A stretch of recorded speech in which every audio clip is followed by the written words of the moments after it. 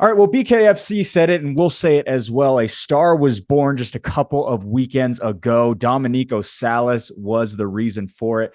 Dominico, it is so great to talk to you. I've been doing this podcast now for about a year and a half, and I haven't had the opportunity to chat with you, but there was no better time than following your performance at BKFC. How have you been, man?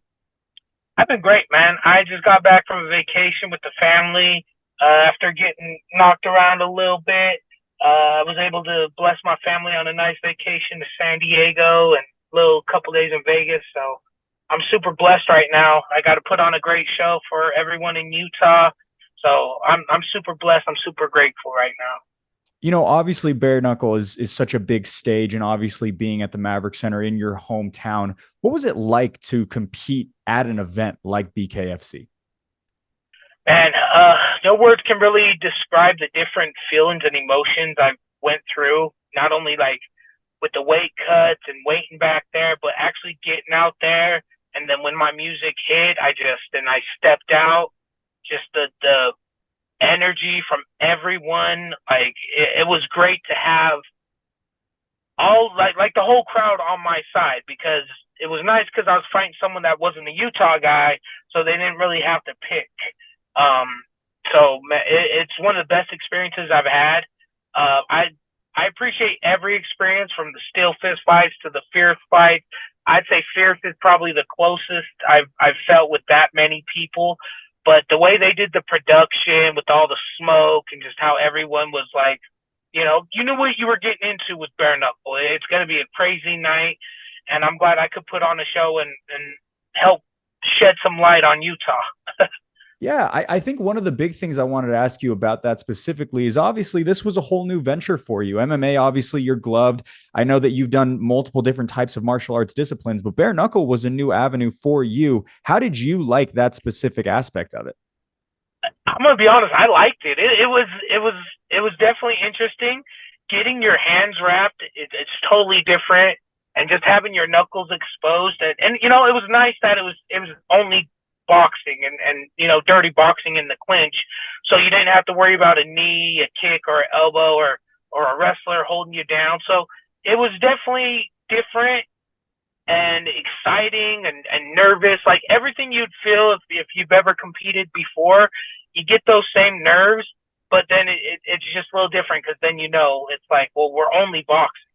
So In MMA, people say oftentimes, the shots don't hurt until after the fact. Did they hurt at all in bare knuckle in the fight? no, the adrenaline. There was one point where he hit me. I was like, "Ooh, okay, we're in this." And I know there was like in the first round, I started to drop my hands and kind of wave them on, and like I was trying not to do that. I was trying to be disciplined, move my head a lot more, which I did a lot more this fight. But still, the dog in me just kind of put my hands down. I was like, let's go.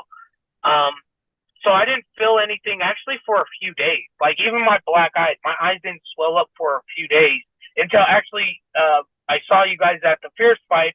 When I went home afterwards, that's when they started to swell up. So I guess my body knew I had to go see people the next 2 nights. So they're like, all right, we'll wait to swell up until you get home. Um, yeah, it was a few days before I started feeling the injuries just because I was I'm still high from the experience and the love I've been getting. But I think it was just the adrenaline. It carried on for a few days after. So Yeah, that's one of the big things I wanted to ask you about too. Obviously, not only did Utah kind of swarm around you, Dave Feldman was on his feet. The entire crowd was on their feet. Maybe people who didn't know you in the past that were there. Obviously, huge numbers on social media as well.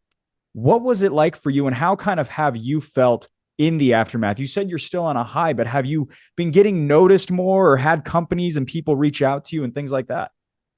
Uh, yeah, well, I think anytime you put on a show like that, people will tend to remember you. Uh, Shout out to the CEO, Big Boss Man, Dave Feldman. He loved it. Mike Perry, I heard, was there cheering and he was excited. Chris Lytle commentating my fight and saying that that's what they're looking for. These are all great things because it lets me know that at least I'm not a boring fighter. Like I say, I never say I'm gonna win. I'm never gonna say, oh, I'm gonna knock this guy out. I always say I'm gonna put on a show. I'm gonna leave it all out there. I'm gonna put my heart on the line, and That's what I do. I know a lot of people will talk and say that, but when I say I'm gonna take us both out in the middle of the ocean, I'm gonna drown us. That's what I'm gonna try to do. I pray that he can give me the Spartan death I'm looking for, and I've said that a few times, but I really feel that way, and I feel that that made a difference in the fight because that dude, he was a game opponent. Shout out to him because he hit me hard, and they did what he was supposed to do, but I just kept coming, and it's blessed. We're up here in these Utah mountains, so the elevation was definitely in my factor, but it wouldn't have mattered if I was tired or whatever. I would have still kept coming, fighting the same way I fight. And I think that's why people like me. As far as people noticing me, I mean, it took me days to even get through all the messages. And I'm sorry if I missed you. I tried to reply back to everyone. Um, Thank you guys for spending, first of all, your hard-earned money to come see someone like me, whether you bought the pay-per-view or you were there live to see it, or even if you just saw it on social media. Like, thank you for your love and support. And because I wouldn't be anywhere if it wasn't for the fans and people like you giving me shout-outs on podcasts. And, my boy Dre, he had me on his podcast. So it's nice when, people, they start to notice, because I'm just a normal guy, just like anyone else. My whole story is, if you have a dream, if you have a goal, chase it, do what you got to do. Don't listen to the naysayers. Don't listen to anyone. Listen to what's in your heart. Because the man above didn't put that in anyone else's heart. He put it in your heart. So make sure that you guys know that anything is possible. Now, it's not just going to happen magically. You're going to have to put in the work, because I've been putting in work for years. But anything is possible, and that's the main thing I want everyone to know. Was that Friday night at the Maverick Center a dream come true for you? I mean, I think I know the answer, but if you could put into words how much that night and that performance meant to you specifically in your fighting career. Yes, definitely. It's my dreams and goals are always going to be changing and evolving, but having that kind of show to put on, like, not only a war, but to come out on top and have so many people that didn't even come there for me come up and ask for pictures and ask, like, there was plenty of, like, little kids that I took pictures with. I did with adults too, but the kids are the only ones I said, hey, follow your dream. I don't know what your dream is. Whatever it is, you follow it. And I'm glad, even if I leave with touching one person and inspiring them to do whatever their goal is, that I'm living proof, man. And I'm blessed, and I'm so happy. And as I've told people, if I died that night, I would be happy with the way my life turned out, because that would be a perfect bookend. And luckily that didn't happen. I'm here to do the podcast with you guys, but, like, I'm happy, dude. Like, it's been a few years since I can genuinely say I was really happy, but dude, I am, like, happy, and, like, I can't even put it into words, just because of everyone I get to, one way or another, touch their lives and make their lives better, whether they're smiling because I'm fighting, whether they're smiling because, woo, you sexy mofos, on my videos. If I can make someone get out of the rut their day and enjoy their day a little bit more, then I'm doing my job on this earth. I wanted to ask you a little bit about what the next steps are. Obviously, you have a tenured MMA career. BKFC seems like a new opportunity for you as well. Is there any talks of maybe a future BKFC fight with that promotion, or is the move going back to MMA? What are your thoughts on all that? So I'm really open to anything. I think BKFC, they told me that obviously they put A Star Is Born. They said that they want to make me a star, and they're planning on actually coming back next year. I don't know if that's a secret, but we definitely put on shows as Utah and as the audience, and we were rocking the crowd. So they definitely are interested in coming back. I am down. If they want me, I'm going to put on the same show. I'm going to bring the exact same energy every time. So yeah, I am definitely down.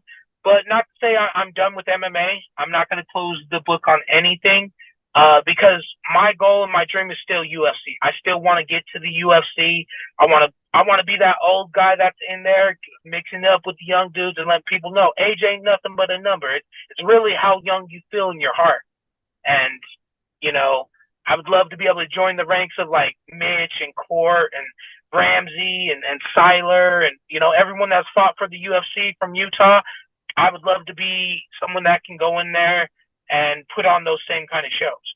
Uh, it's different because like with bare knuckle, it's nice because it's only stand up, so it's different. But yeah, MMA is it's still my passion. I teach MMA, I teach jiu-jitsu, so but I'll go wherever this road takes me. I will any stops I need to make. Go do BKFC, maybe go to the PFL, maybe go to LFA. I'm completely open, and I never forget about our local because man, Fierce is always putting on big cards, and I know they probably want to put me on some cards now too. But whatever comes, I'll be there to support regardless, whether I'm fighting or cornering or just there as a fan. This was your first fight back in about 2 years, just a little bit under 2 years. How did you feel in there? And did you feel like you had to shake any dust off? It didn't seem like it in the fight, but were you nervous about that aspect of it? Yeah, you're right. It's been about 2 years. I fought Johan was my last for actually you guys for at Fierce. It didn't go my way, and I kind of took a little step back. I was focusing on a lot of the amateurs we have here at the pit, people that were fighting, helping them chase their dreams too. But it was nice because some of the guys, they've never seen me fight. They only know me as Coach Dom. So it was nice to get in there and let them know that Coach really about that life too. So, um, sometimes when you lose, I'm sure every fighter's been through this.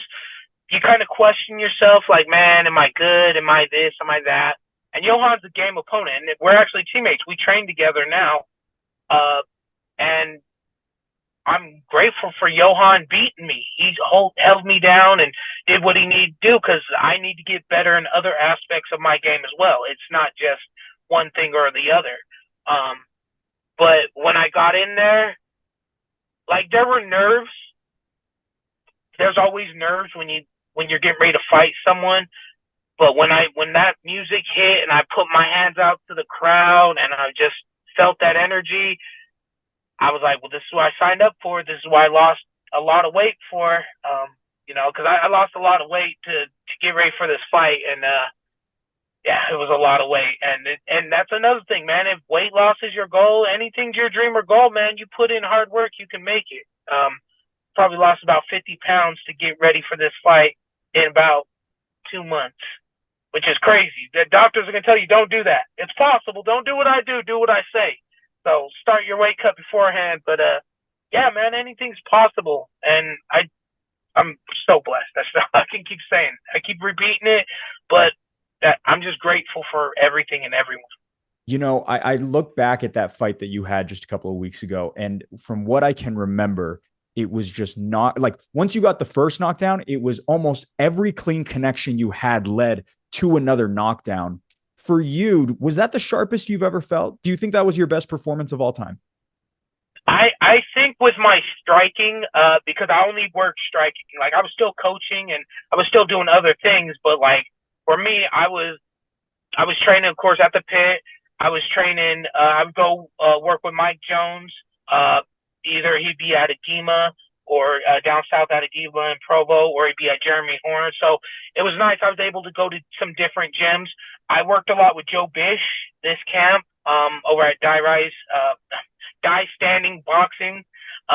So I'm grateful for him. My brother-in-law Ray also helped me there. And then shout out to Marco and MG over at Rise because I got a couple pad sessions in with them, and they've always helped me, been in my corner no matter what. So, this wasn't just me. It was a lot of group efforts of people. I went a lot of different places for this camp. My home base is always the Pit SLC. That's where I train. That's my home base. But it was nice to get help from other people that were also on the card. And like me and Mike Jones, we won, obviously, and we got to go to the press conference afterwards. And I feel that we represent Utah very well. So we're going straight to the top, baby. 801 versus everyone, right? That was one of my next questions I wanted to ask you. Obviously, you were sharing the card with Mike Jones and so many other Utah veterans. Were some of the guys who had been there the year prior giving advice to you and some of the other guys who were giving this your first try this time around? Yeah, definitely. Mike kind of let me know kind of what was going on and kind of what to expect and things like that because he fought there before.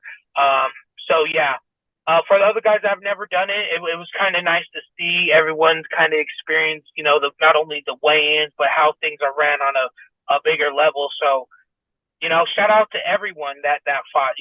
Trevor Bradshaw, Lehigh Dominguez. I mean, uh, McDonald. I mean, there's so many people that fought. I can't remember everyone's. I got hit in the head a couple weeks ago. I forgot a couple things, but shout out to everyone. Win, lose or draw, just realize I'm proud of you guys, and there's a lot of other people proud of you. And don't listen to the haters if you won or lost. Just live your life. You got to do something that a lot of people will never get a chance to do. And I'm proud of everyone from Utah, and even the other people that ain't from Utah that came out to here to fight. Because I know it's hard to fight in Utah sometimes. Our elevation, can't get alcohol all the time. It's crazy. Why did you start dancing in between the stoppages that were going on, the controversial stoppages that a lot of people were up in a frenzy for? But why did you start dancing particularly as Dominico Salas? That's just me. If anyone has seen me at the gym, like I will do stuff like that all the time.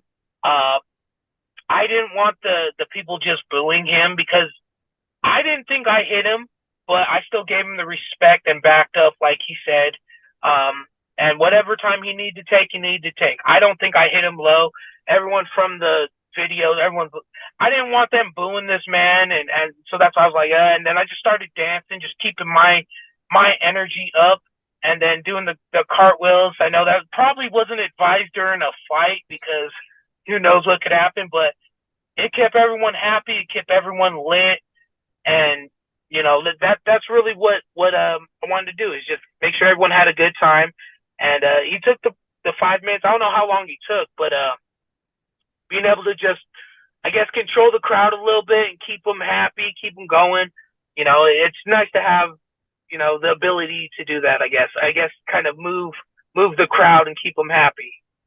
Well, 2 years was far too long without you in the state of Utah fighting, Dominico. It was so great to see you put on that performance. And it's such a pleasure to be able to talk to you here today. Thank you so much for the time. One of the last things I just want to ask you, any sponsors, anyone that you want to give a thank you to? Well, first of all, I want to thank you, okay, because I'm glad I could actually be on this podcast. I'm grateful that you see me enough and I'm a good enough talent to be on here. So I appreciate you, first of all. My sponsors that helped me out during this fight, there was a lot of them.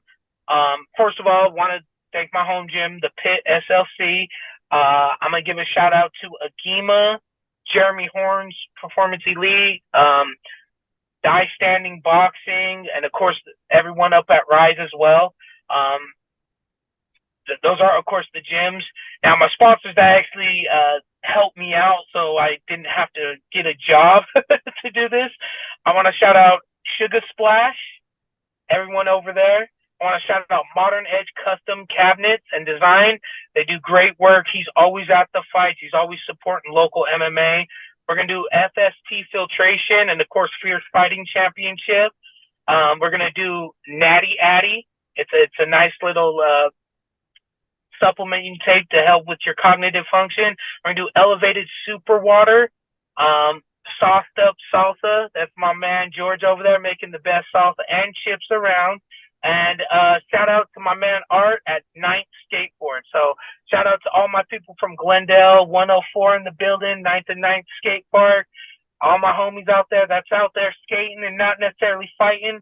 I love you guys. Appreciate everything. And shout out to Fierce for not only putting on great shows, but doing great podcasts. Shout out to Jason. If you need a car right now, go get one. My man, he got a Honda dealership. He's a big boss man. He'll hook you up. If not, hey, fix your credit. Dominico, unlike anyone else in the state, thank you so much for the time. Really appreciate it. Hey, thank you guys. Remember, guys, if you don't hear nothing else from anything else, what I say, follow your dreams, follow your goals, put in that hard work.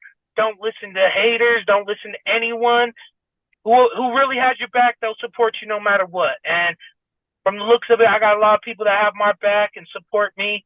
Thank you. I appreciate you, boss man. I'll see you soon at the next Fierce card. Make sure you subscribe, like, share. Let's blow this up. Let's make Utah shine, baby. Whether it's fighting, MMA, kickboxing, bare knuckle boxing, let's all shine together, baby. I love you.